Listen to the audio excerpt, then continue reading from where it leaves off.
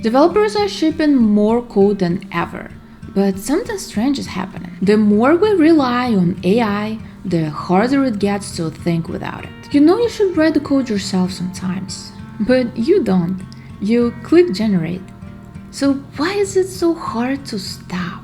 Anthropic recently ran a study on developers who use AI tools, and what they found was quite uncomfortable. AI helps you move faster on the things that you already know. But when it comes to learning something new, developers who used AI scored 17% lower afterward. They finished the task quickly, but the knowledge didn't stick.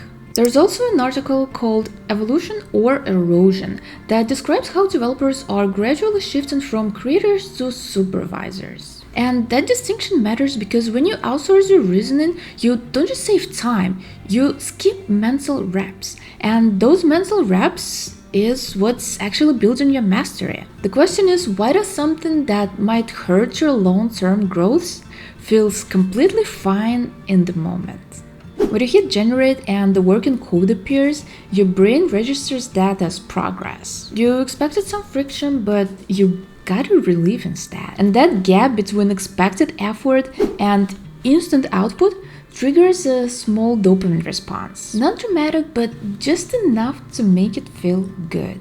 Now compare that to coding manually. When you write the code yourself, you are in recall mode. You have to remember the syntax, reconstruct the logic, hold edge cases in your head at the same time. It is slow and it's quite uncomfortable. With AI, you switch to recognition mode.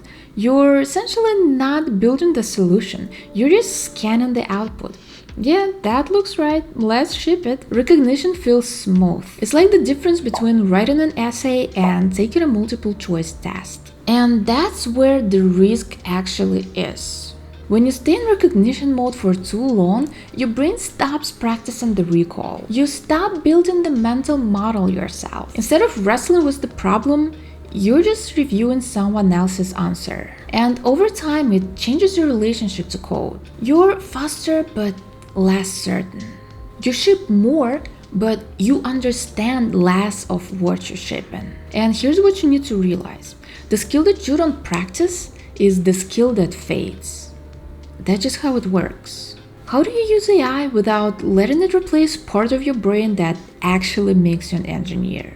All you need to change is when and how you bring it in. Here's what I recommend. When you start something new, the feature, the bug, or anything unfamiliar, don't open AI tab right away. Give yourself at least 15 minutes first. Read the code, sketch the logic, try to predict where things might break. If you skip that part, your brain would never build a mental model of the code base. Bring AI after you've thought it through, not before. Instead of prompting for a working solution, try to write the structure yourself first. It doesn't need to be clean, it doesn't need to be perfect, it just has to be yours. And then bring AI in to review it, refactor it, and catch the edge cases that you might have missed. If you can't explain what you're trying to build in clear terms, then you're not ready to generate it yet. The goal is for AI is to extend your thinking, not replace it.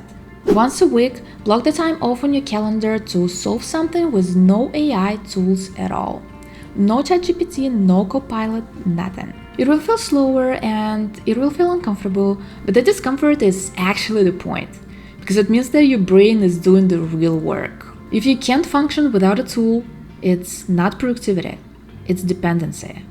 AI is definitely a useful leverage. It can make you a lot faster, but it works best when it sits on top of real expertise, not covering the absence of it. If you want to stay sharp over time, that's something only you can protect.